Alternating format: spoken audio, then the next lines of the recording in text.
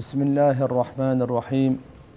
Elhamdülillah ve salatu ve selamu ala Resulillah amma ba'd. Assalamu alaikum ve rahmatullahi ve barakatuh. Урматтуу мекендештер, кадырлуу мусулман бир туугандар, баарыңыздарга жараткан Алла Тааланын тынчтыгы, саламы, мээрими, ырайымы жана берекеси болсун. Жараткан Алла Таала баарыбызга жакшы күндөрдү, жакшы түндөрдү, жакшы дос кошуналарды насип кылсын. Жаман күндөрдөн, жаман түндөрдөн, жаман дос, жаман кошуналардан Аллахым баарыбызды сактасын. Туугандар, Алла Таала Кур'ан-ы Кариминде мындай дейт: "Вадаккир фа инна дикра танфаул муъминин." Эстетип тур. Бул эстетүү иманы бар кишиге сөзсүз пайдасы тиет. Иманы бар кишиге сөз пайдасын жеткирет эстетүү. Акыйкатты эстетип турушубуз керек экен. Ахиретти эстетип турушубуз керек экен. Кур'анды, Алланы, пайгамбарыбызды, жакшылыктарды эстетип турула. Вадаккир, эстетип турула. Фа инна дикра, бул эстетүү сөзсүз адамга, кимдин жүрөгүндө мунафыктык эмес, иман болсо, пайдасы тиет ага. Пайдасы тиет. Андыктан момун адамдар, биз бири-бирибизге сөзсүз жакшыларды эстетип турсак, өзүбүзгө дагы жакшы иштерди кылганга Алла Таалам мүмкүнчүлүк берип турат. Бул чоң нерсе. Илим алуу, илим таркатуу күнөөлөрдүн кечирилүүсүнүн чоң себептеринин бири булар. Мечитке илим алганга келген, илим таркатканга, акыйкатты жайылтканга, бул күнөөлөрдүн кечирилүүсүнүн чоң себептеринин бири. Андыктан пайгамбарыбыз саллаллаху алейхи ва саллям сахабаларга үйрөттү. Сахабалар илим алды, башкаларга үйрөттү. Ошон үчүн биз дагы дайыма илим алып, илимди таркатуучулардан болойлу. Үйрөнүп, башкаларга үйрөтүүчүлөрдөн болойлу. Жакшылыктарды билип, аларды башка эл менен бөлүшүүчүлөрдөн болойлу. Болбосо азыр көрүп атабыз, фитнанын доору ааламда, Кыргызстанда, булун бурчунда эмне деген нерселер болуп атат. Акылга сыйбай турган нерселер. Укканда адам таптакыр эсине кабыл ала албай турган нерселер. Ошон үчүн келиңиздер, жалгыз терек бак болбойт дегендей, жалгыз адам эч нерсе кыла албайт. Жапа-тырмак айлана чөйрөбүздөгү адамдардын дайыма жакшылыкка чакыра берейли. Жакшылыкка чакыруудан чарчабайлы. Жамандыктан даанышмандык менен, сый менен кайтара берейли. Жик көрсө деле кайтара берейли. Анын ахиретине пайда, дүйнөсүнө дагы пайда, келечегине дагы пайда. Ошон үчүн иншалла келиңиздер туугандар, бир Алла субхана ва тааланын наразы болгон амалдардан элди кайтарайын. Алланын ачуусу келет күнөө болгон учурда. Кайсы жерде күнөө болуп атса, зулумдук болуп атса, Алланын ачуусу келет. Алланын ачуусу келет. Алланын ачуусун өчүрө турган нерсе, пайгамбар саллаллаху алейхи ва саллям айтат: "Садакату сир тутфи гадаба Рабб." Алла субханаху ва тааланын ачуусун, газабын өчүрөт экен. Сыр, мындайча айтканда, жашыруун садака берүү.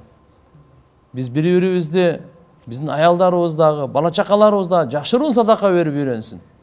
Биз дагы дайыма эле ушу бир садаканы берип, элдин баардыгы көрсүн, элдин баардыгы айтсын деп жарыя кылып отурбай, анча-мынча эч ким билбей эле, Алла эле биле тургандай жашыруун садака берип турсак, Алла Тааланын ачуусун өчүрө турган амалдардан бири. Алланын ачуусун салкындата турган амалдардын бири болуп эсептелинет экен. Туугандар, жараткан Алла Таала өзү момун адам, Алла эмне деди деп кулак төшөш керек да. Пайгамбарыбыз эмне деди деп кулак төшөш керек. Мына имандын шаны. Мына имандын талабы. Алла эмне деди? Биз аз айтабыз го. Тиги эмне деди, бул эмне деди? Токто. Биринчисен Алла эмне деди деп ук. Андан кийин пайгамбарыбыз эмне деди деп ук. Пайгамбар саллаллаху алейхи ва саллям эмне деди? Пайгамбарыбыз айтат, Муслим шарифте келет: "Ма задаллаху абдан би'афуин илля иззан." Биздин динибизде кечиримдүүлүктө авторитет. İzzat, avir, abroy geçirimdүүлүктө. Адам мисалы кечирип койсо, ойлобосун кадыры түшүп кетти депчи. Жок. Кадыры көбөйүшү мүмкүн, бирок кадыры түшүшү мүмкүн эмес. Пайгамбар саллаллаху алейхи ва саллям кээ бир риwayаттарда ант менен айткан буну. Ма задаллаху абдан би'афуин илля иззан. Алла субханаху ва таала бендени, инсанды geçirimдүүлүгүнөн авирин көбөйтөт, кадырын көбөйтөт, авторитетин көбөйтөт, аброюн көбөйтөт Алла таала. Биздин динибизде ушундай: "Ман тавада лилла рафаахулла." Көтөргүң келсе Алланын алдында, анда кичпейиликти танда. Кичпейиликте көтөрүлүү, кечиримдүүлүктө иззат, кадыр. Ошон үчүн иншалла пайгамбарыбыз айтат: "Ким Алла үчүн кичпейиликти тандаса, жөнөкөйлүктү тандаса, кичпейиликти тандаса, текеберчиликти сындырса, Алла таала аны көтөрөт" дейт Алла. Алланын даражасын көтөрөт. Алла субханаху ва таала. Ошон үчүн жараткан Алланы көп эстейли. Алымдарыбыз айткан, адам кайсы нерсе кимди жакшы көрсө, ошону көп айтат экен да, көп эстейт экен. Атаңы жакшы көрөсүң, көп айтасың. Бирөө атын жакшы көрөт, саартан кечке атын эле айта берет ал. Мен атым мындай, караганы мындай, жүгүргөнү мындай, топ жарганы мындай, кайрыганы мындай дегендей. Бирөө итин элерji итин мактайт. Бирөө корозун мактайт, бирөөсү. Бирөө машинесин мактайт, бирөө велосипедин мактайт, бирөө баласын мактайт, бирөө кызын мактайт. Кимди жакшы көрсө ошону көп айтат да. Бул да ошондой мусулман адам Алланы жакшы көрөбү, Алланы көп айтасың. Эгерде сиз жүрөгүңүздө Алланын мухаббаты болсо, анда Алланы көп айт. Кимди жакшы көрсөңүз аны көп айтасыз. Алланы биз көп айтайлы, Алланы көп эстейли. Тилди ошон үчүн берген. Немат бергенде Алла субханаху ва тааланы көп эстейли. Мынакей сахабалар эң илимдүү, пайгамбарлардан кийин эле эң илимдүү булар сахабалар. Эң тазалар сахабалар. Эң бактылуулар сахабалар. Кандай жетишти буларга? Куран менен жетти. Ибн Масуд радыйаллаху анху айтат: "Адимун назар фил мусхаф." Силер Курани Каримди дайыма назар кылгыла. Дайыма карап тургула. Куранды кээде жат окугандагы ал өзүнчө пайда, карап окуганы өзүнчө пайда. Жат окуганда окугандын сообун аласың, карап окусаң окугандын да, карагандын да сообун аласың. Көздүн караганда да сооп берилет. Куранды жакшы көргөнгө сооп берилет. Укканга өзүнчө сооп берилет. Окуганга өзүнчө сооп берилет. Курандын аятына ойлонгонго өзүнчө сооп берилет. Ошон үчүн бул Курани Карим менен байланышкан себебинен сахабалар бардык жакшылыкка Куран менен жетишкен. Куран аркылуу жетишти. Бардыгына. Бардык жамандыктын эшигин Куран менен жабышты булар. Куран менен жабышты. Ошон үчүн иншалла биз дагы мынакей сахабалардын өмүр баяндарынан атай угабыз. Булар үммөткө чырак, үммөттүн эң алгачкы алтын доордун машаалла азаматтары. Пайгамбарыбыз саллаллаху алейхи ва саллям өзү тарбия кылган. Алла таала Курани Кариминде мен сахабалардан разымын деп жарыя кылган. Бейиште эң акыркы бериле турган белекти бу дүйнөдө эле берип койгон. Радыйаллаху анхум ва раду ан. Алла таала алардан разы болду. Сахабалар да алардан разы болду. Эмне үчүн разы болбойт? Алланын буйруктарын аткарып атса, Алладан коркуп атса, буларда коркуу жогорку деңгээлде эле да. Алладан коркуу сахабаларда эң жогорку деңгээлде. Алладан үмүт кылуу эң жогорку деңгээлде эле. Буларга Аллага таваккел кылуу деген жогорку деңгээлде эле булар. Себеп булардын ыйманы жогорку деңгээлде эле. Куранда сахабалардын ыйманын стандарт кылып кыямат күнгө чейин келе турган инсандарга сахабалардай ыйман келтиргиле деп Алла буйрук берип койгон. Амину кама аманан нас. Ыйман келтиргиле. Нас, яни сахаба, кама амана сахаба. Сахабалар ыйман келтиргендей келтиргиле силер да. Бизге ыйманда бирөө үлгү болуш керек адамдардан. Мынакей сахабалар силерге үлгү. Ыйман келтиргиле. Сахабалар ыйман келтиргендей деп. Аллаху акбар. Ошолордун бирөөсү Абу Хурайра радыйаллаху анху. Бул сахаба мынакей Пайгамбар саллаллаху алейхи ва салламдын менмин деген шакирттеринен тарбиясын алган, хадисин алган, илимин алган, таквасын алган, кулк мүнөзүн алган, алып эле отурбастан ааламга жайылткан, өмүрүн бардыгын ушуга арнаган. Кийин кандай болду? 14 кылымдан бери аты даңазаланып, 14 кылымдан бери радиаллаху анху деп бүткүл дүйнөдө Абу Хурайра айтты. Пайгамбарыбыз мындай дептир, Абу Хурайра айтты, пайгамбарыбыз мындай дептир деген сөздүн бардыгы.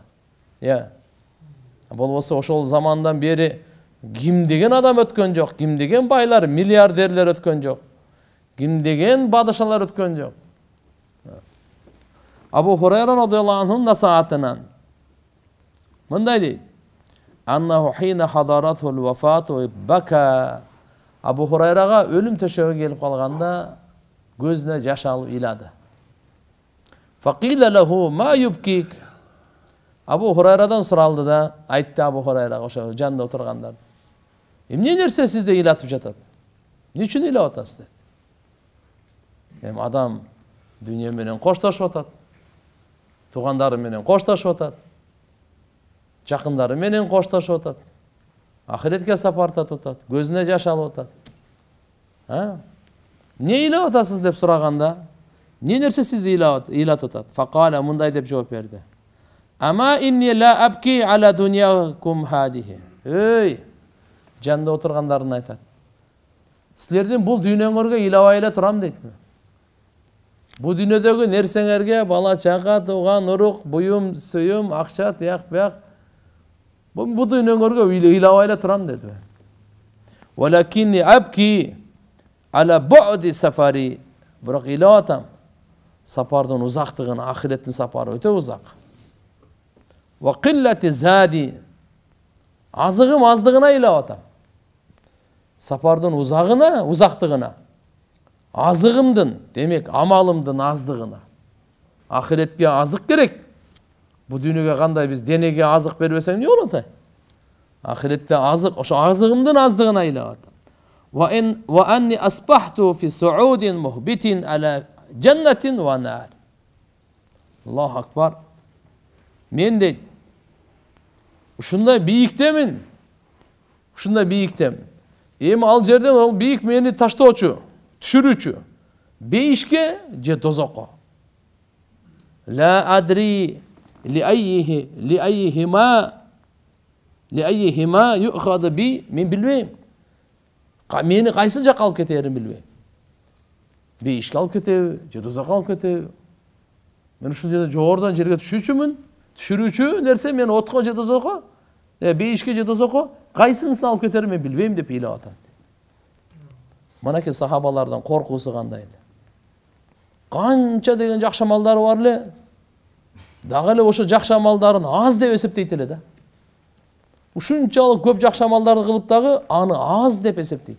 Мына буларда коркуу өтө катуу эле. Алладан коркуу өтө күчтүү эле. Себеби дегенде бул иманга жараша да. Алладан коркуу иманга жараша болот туугандар. Иманга жараша болот. Аны амалдарын болсо жок эсеби эсептешет эле. Жакшы амалдарды кылып жок эсеби. Бул имандын жогорку деңгээлинде. Алла Таала Кур'ан-ы Кариминде айтат: "Инналлазина хум мин хашияти раббихим мушфиқун, валлазина хум би аяти раббихим юъминун, валлазина хум би раббихим ла юшрикун, валлазина ю'туна ма атау ва кулубухум важилатун аннахум иля раббихим раджи'ун. Улаика юсари'уна фил хайрат ва хум лаха сабиқун."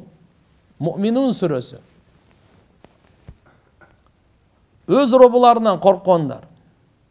Кооптонуп турушат, аябай коркуп турушат. Чындыгы мынакей. Момундардын сыпаты ушу экен да.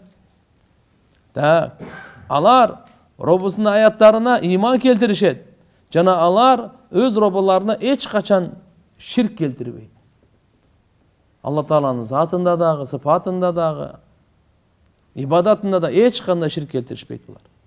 Жана алар Алла Субханаху ва Таала аларга берилген нерсени берет, кайрымдуулук кылат. Жүрөктөрү коркуп турган абалда болот. Робуларына эртеби кечпи мен кайтам деп ошону эстеп турат. Ошон үчүн айтат да алымдар, туугандар, бу дүйнөдөн кайта турган күндү унутпай жүрүш керек дейт.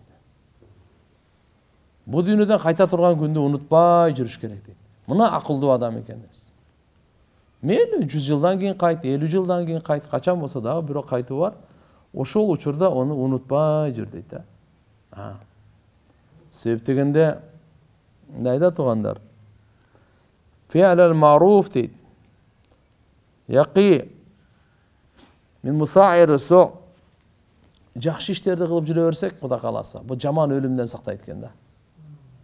Пайгамбарыбыз айткан. Жакшы иштерди кылып жүрө бериң.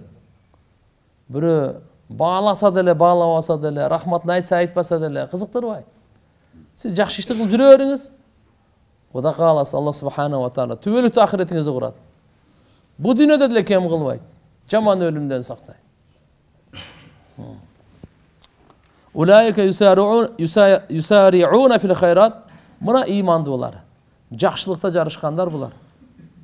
Жакшылыкта жарышат. Күнөөдө жарышпайт булар. Жакшылыкта жарышат булар. Алар ва хум лаха сабиқун. Имандуулар мынаке. Алдыга өтүүчүлөр ушулардан. Эми карабайсызбы? Ушунча жакшы амалдарды кылып туруп дагы аларды аз деп эсептеген, кем деп эсептеген, жокко чыгарган бу улуу сахабалардын даражалары да. Биз жакшы иш кылсак, аны келер кечке истейбиз го. Мен ушунча кылып койдум, ушунча кылып койдум деп. Жок. Булар жакшы иш кылып, Алла тоофик берди деп. Ушул амал Алланын алдында сак болуп калса экен, эртеге кыямат күнү Алла ушунун соолун берсе экен. Ушу барып туруп анан жакшылыгым күйүп кетпесе экен. Мээнетим текке кетпесе экен дегендер мынаке. Болбосо булар илимди алдын, иманда алдын, амалда, даватта, жихадта алдын булар. Сахабалар бардыгы илимде эч ким жетпейт аларга. Кийим деген кыямат күнгө чейин бардык үммөттү топтоңуз сахабалардын илимине жетпейт. Алардын ихласына жетпейт, алардын амалына жетпейт. Аларга жетпейт, алардын иманына жетпейт.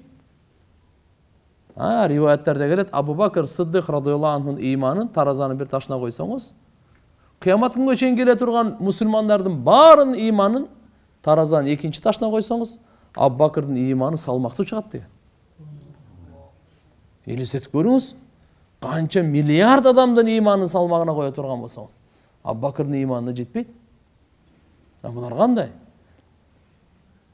Табиин, таба табиин, Абу Ханифа, имам Шафи, имам Ахмад ибн Хамбал, имам Малик рахматуллахи алейх, Абдул Кадир Джейлани, ибн Таймия, ибн Касир, имам Сарахси, ким деген алымдарды кыскасы айтканда ошо бардыгын, ушу күнгө чейин ушулардын бардыгын топтоңуз, бир сахабанын иманына жетпейт тугандар. Алар пайгамбарыбыздан түздөн түз иман үйрөнгөн, ихлас үйрөнгөн, амал үйрөнгөн, дават үйрөнгөн, мүнөз үйрөнгөндөр булар. Улуу заттарына.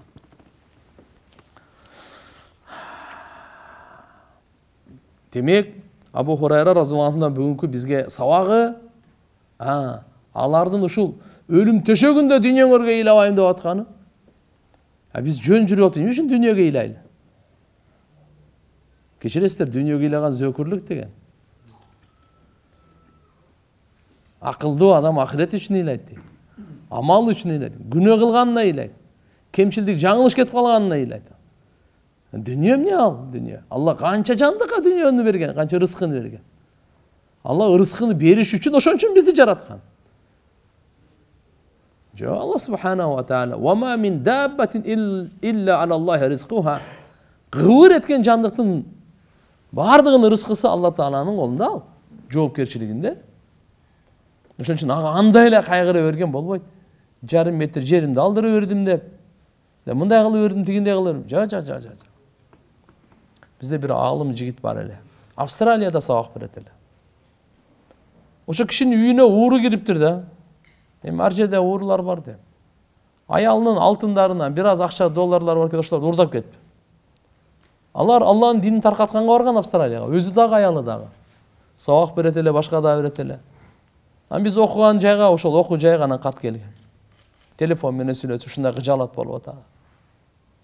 Амма Шейх Абдул Вахаб рахматуллахи алейх ага телефондон дагы, анан каттан да жазып кабарын берди.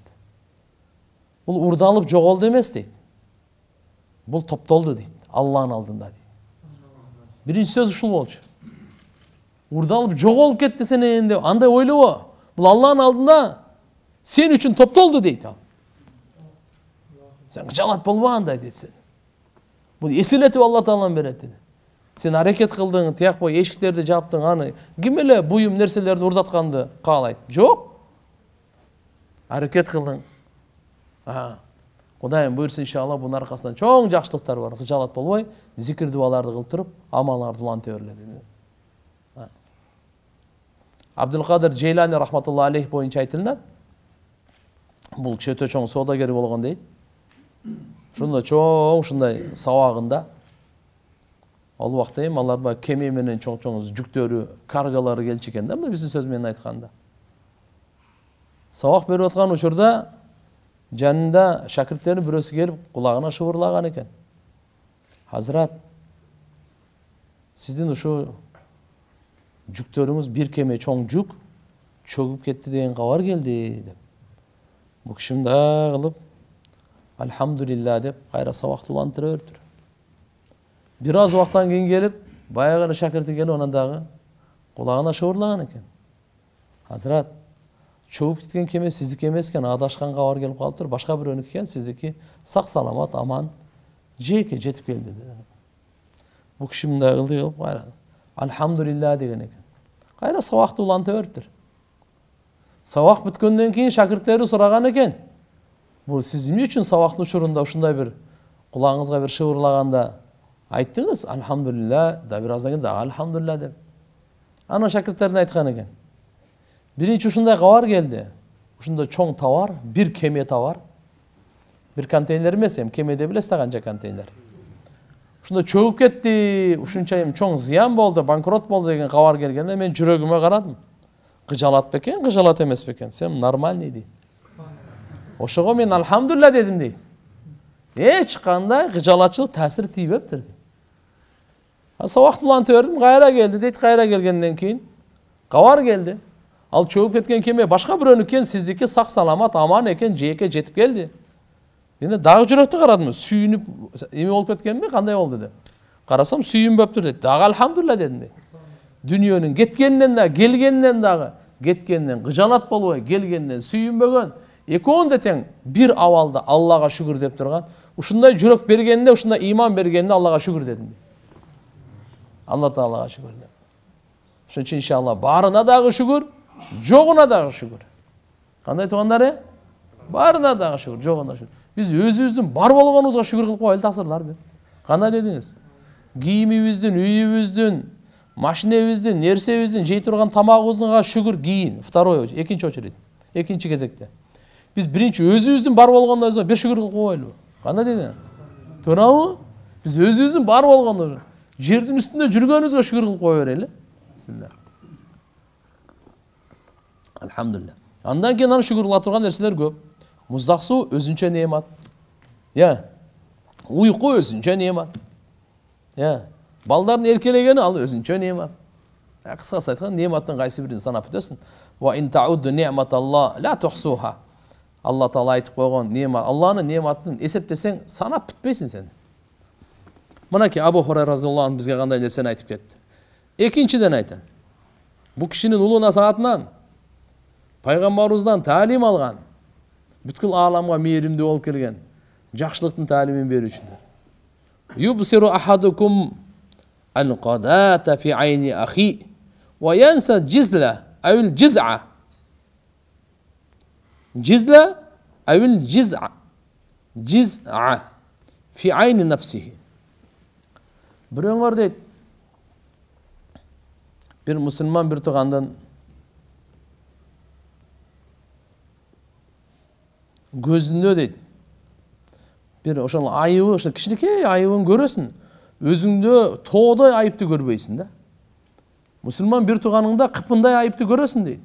Өзүңчө ошол чоң дарактай болгон, тулку болгон, ошону көрбөйсүң дейт.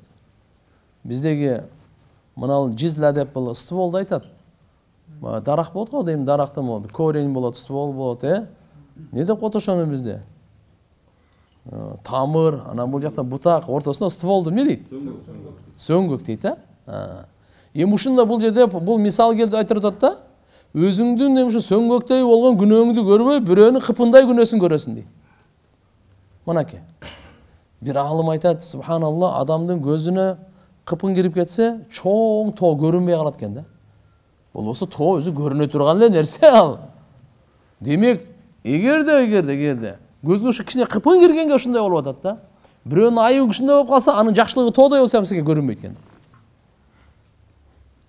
Марон Ильяс рахматулла алейхи айткан экен, адамга Алла таалам 2 көз берди dedi. Канча көз берди? 2 көз берди. Бир көз менен башкалардын жакшылыгын көрүш үчүн, экинчи көз менен өзүңдүн айыбыңды караш үчүн. Мына баалуулук, мына касиет.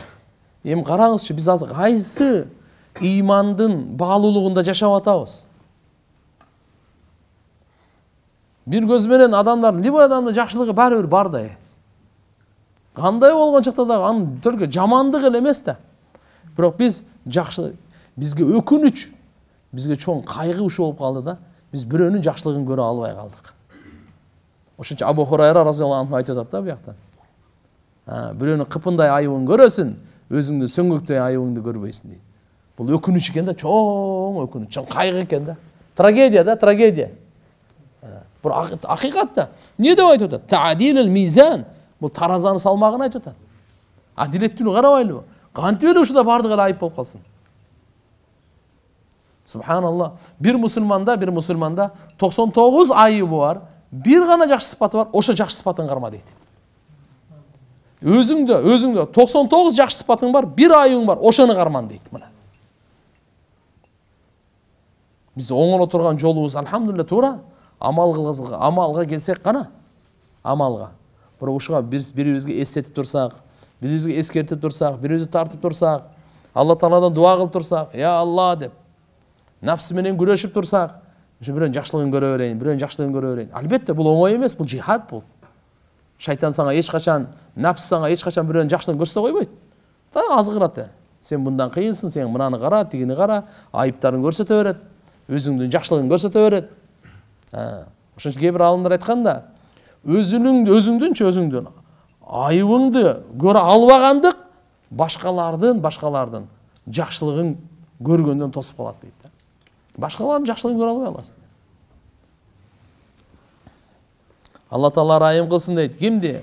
Фарахималла ман хафиза қалба ва лисана ва лазима ша'на ва каффа ан ирди ахи ва а'рада амма ла я'ни. Аллаху акбар. Алла райым кылсын ушундай адамды, жүрөгүн сактаган, тилин сактаган, өзүнүн шушанын бекем кармаган, мусулман бир тууганын абийиринен өзүн кармаган, жана пайдасыз иштен жүз үйрүгөн адамга Алла райым кылсын. Демек туугандар, биз бул жерде бул насааттан ушу сабакты пайда алып атабыз. Жүрөгүбүздү сактайлы, тилибизди сактайлы. Жүрөгүбүзгө текеберлик, ширк, күмөн, шек, мунафыктык, эки жүздүүлүк, кара ниеттик, сараңдык, жүрөгүбүздү ушул нерседен жүрөктөн сактайлы. Тилдерибизди сактайлы, ушактан, жаладан, жалгандан, тилдерибизди сактайлы. Бирөөнү акарат кылгандан, кемсинткенден тилдерибизди сактайлы. Абалды карап туруп. Мусулман бир туугандын абийирине кол салбайлы. Бекер иштен жүз үйрөйлү, ушундай адамга Алла Тааланын райымы дейт. Фаман хафиза хадихил васия, ушул керес, ушул осиятты ким сактаса, дамат саламатуху ва қаллат надаматуху. Анын амандыгы, саламатчылыгы дайым болот экен, бушайманчылыгы аз болот экен.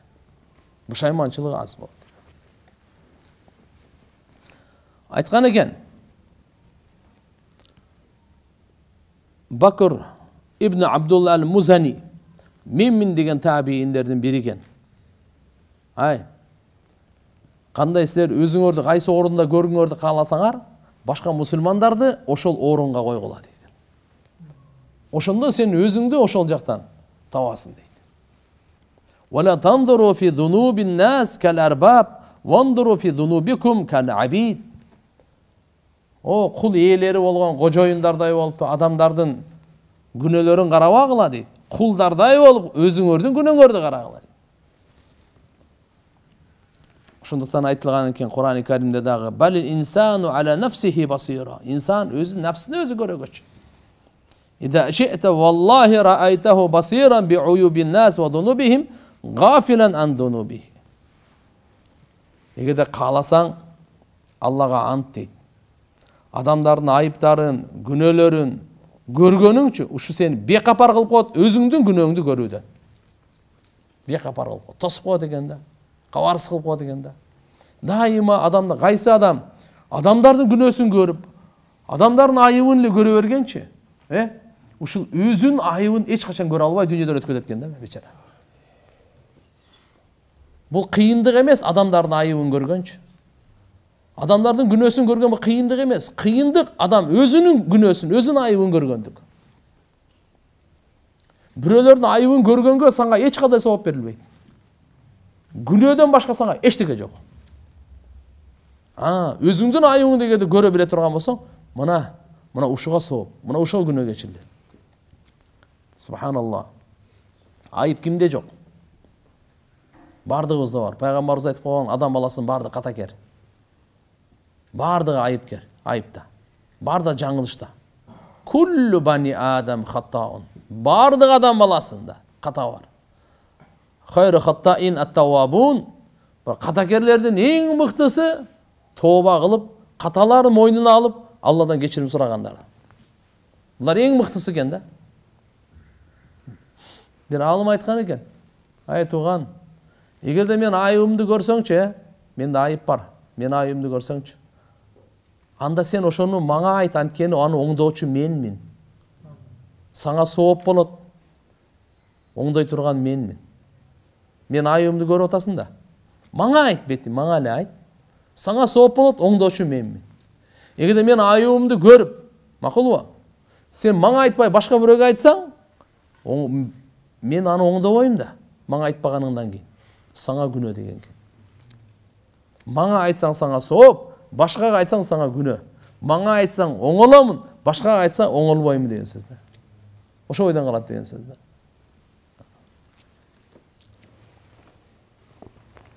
Кудай сактасын, адамдардын айыбын көрүп жүрө берген адам, өзүнүн айыбынан, күнөөлөрүнөн бейкапар адам, ушуга жетсе, фахия аламатул хизлан алиязу билла. Мына ушу кордуктун белгиси, мына ушу бактысыздыктын белгиси. Адамдардын айыптарын көрүп, өзүнүн айыбын көрбөй калган адам. Эми эмне кылыш керек? Эгерде бир адам ушундай болуп калса, эми мен өзүмдү карайын, сиз өзүңүздү караңыз, тууган. Эгерде ушундай абалга жетип калсак, башкалардын айыбы көзүбүзгө көрүнүп атат да, күн сайынчы. Бирок өзүбүздүн айыбыбыз, өзүбүздүн күнөөбүз көрүнбөй атат да. Ушундай адам, ушундай инсан сактансын дептир. Алла Тааладан сурасын дептир. Афият сурасын деп. Жана шашылсын. Эмнеге шашылсын? Тообага шашылсын бул.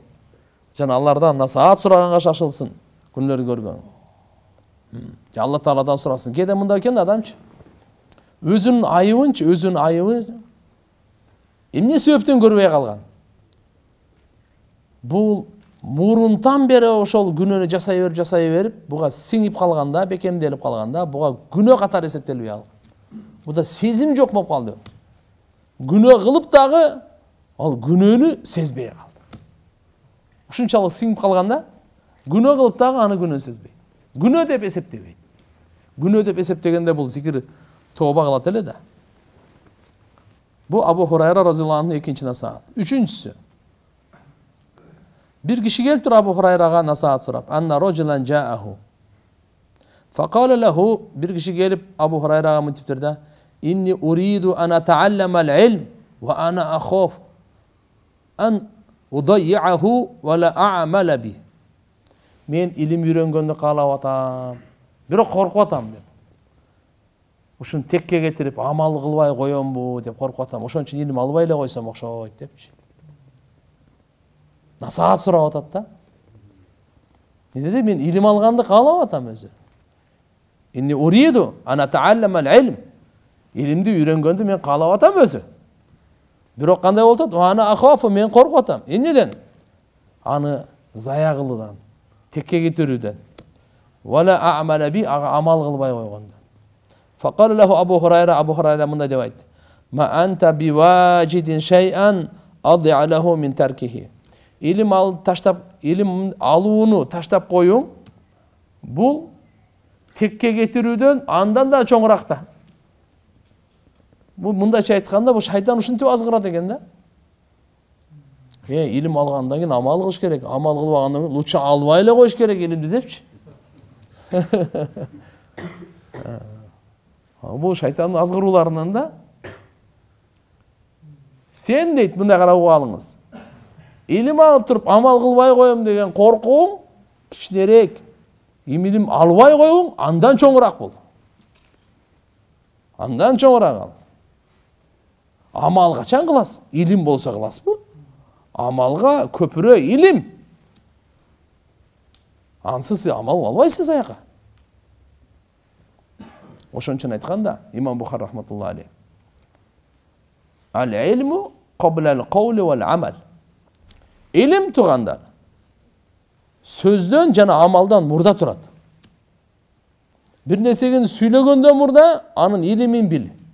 Bir amal kılardan murda, bir iş kılardan murda, anın ilimin bil. İlim aldın turat eken. Namaz okuyun da otasın, bir amal kılayın da otasın, je acılık kılayın da otasın, je zikir kılayın da otasın, je umra varayın da otasın, je bir üy salayın da otasın, je üyleneyim de otasın. Birinci ilim. Ve söyleşeyin de otasın. Niye söyleyin de otasın? Oşa söylөгөндөн ilimin bilespi? Mına. Al-ilm qabla'l qawli vel amal деген söz şu. Abu Hurayradan radhiyallahu anh'dan sorap atkandan bu kişi Peygamberimizden öğrengen de жақсылықтардың бардығын. Илимдин текчесинен ушундай кылып жооп берип атат. Abu Hurayra. Айтып атат, не дейт? Ma anta biwajidin shay'an ad'a lahu min tarkihi. Kandaydır bir neseni sen tavuçu emezsen andan anı taştap koyu andan dağı zaya getirir, tekke getirir degen. Bul degeni manisi mınday dep düşünöylü. Sen bir nerseni egerde taştap koysan albayçı. Alıp dur tekke getiriyorsun, buna uşu ziyan durağı eken de bizge. Demek inşallah birinci ilim alış gerek anday korkpay degen gep. Bul emi köpçülük adamlar uşunday deyit da. İlimdi ve hiye terkul ilm haşyete tadyi'ihi ve adamil amal ve haşyete istiksar min hucacillahi taala aleyhi leyse davauha ve la ilacuha fi terkil ilim. Mananı qarap turunuz. Köptөгөн adamlar ilimdi taştap koyat, emneyi sebepten men bunu tekke getirgenden korkup atam, amal kılbay koygondan korkup atam. Kıyamet günü bana teskeri köp Allah'ın hücceti turup kalabı dep korkup atam dese leyse davauha. Bunun darısı ve la ilacuha. Bunun şu ilacı sakayısı bunday fi terkil ilim ilimdi taşlao menen emes deyit. An ne eken dese fi taallumul ilm. İlimdi aluuda. Bu şeytanın azgırusu ken. Bu azgırusu ken. Şeytanın azgırusu ken.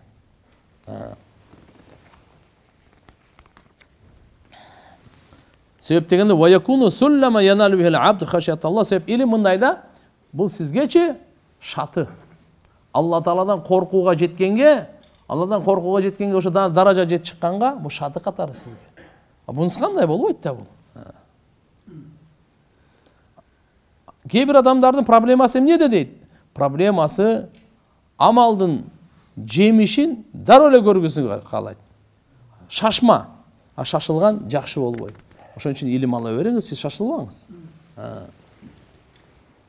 İbn Cevzi rahmetullahi aleyh aytkan eken ve bil ilmi yetekavvamu qasdul ilm. İlim menen özü ilimdin maksatı bekemdelet da. Uşul bağlanat özü ilimdin menen. Demek tuğanlar jaratkan Allah subhanahu wa ta'ala barыбызга tawfiq bersin.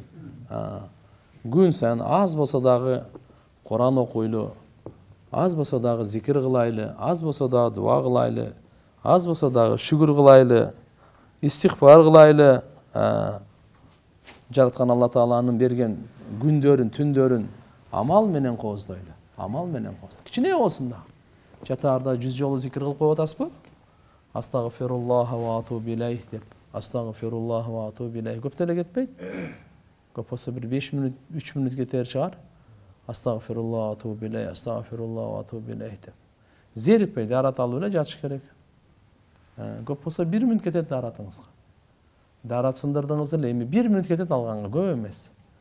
Бирок таң атык чакты 5 саат, 6 саат уктайсыз, бардыгы ибадат. Ушу 1 мүнөткө биз ушул зеригип, жалкоолонуп, 5-6 саат ибадаттын соогун курга алып атабыз да. Караңыз. Бул кимден бул? Азыр го эми азыр, жанданып атасыз. Болду, мен эми даратсыз уктабайм деп атасыз.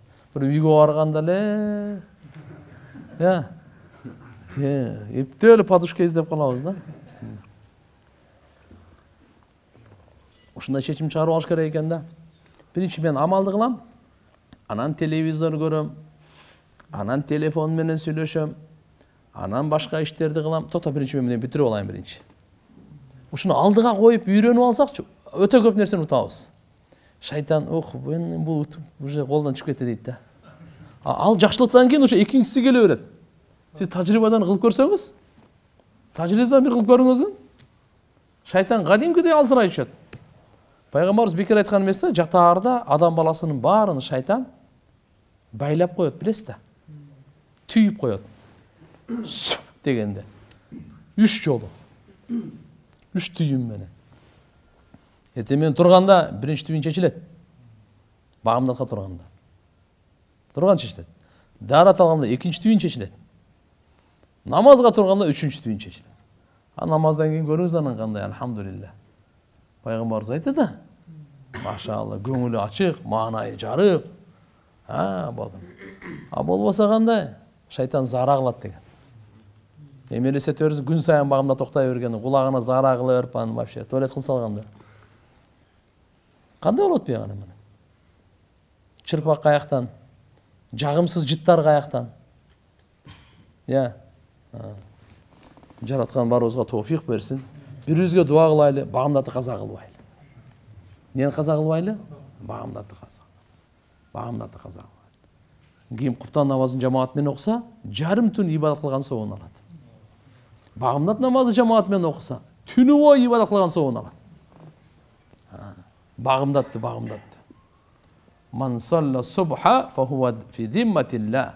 Ким багымдатты окуса, Алланын коргонунда, Алла Тааланын коргосунда, Алланын жоопкерчилигинде болот. Өзгөчө жума намаздын багымдатын жамаат менен. Пайгамбарыбыз айткан: "Афдалус салават индаллах салатус субх фи жамаатин йаумил жума ау кама кала алейхиссалату вассалам." Алланын алдында намаздардын эң абзели жума күнү жамаат менен багымдатты окуу. Намаздардын бардыгынан эң абзели ушу намаз экен да. Бардык намаздардын афдалус салават индаллах, Алланын алдында эң абзел намаз. Кайсы намаз? Салату субх. Багымдат намаз. Йаумал жума фи жамаатин, жума күнү жамаат менен окуган. Аракет кылабыз иншалла. Анча-мынча досторго телефон чалып коюң, мени ойготуп кой, мен уктап калып атам, башка деп үйдөгүлөргө айтыңыз. Тиңиз не деп коет эле, будильник, сүдүнник коюңуз.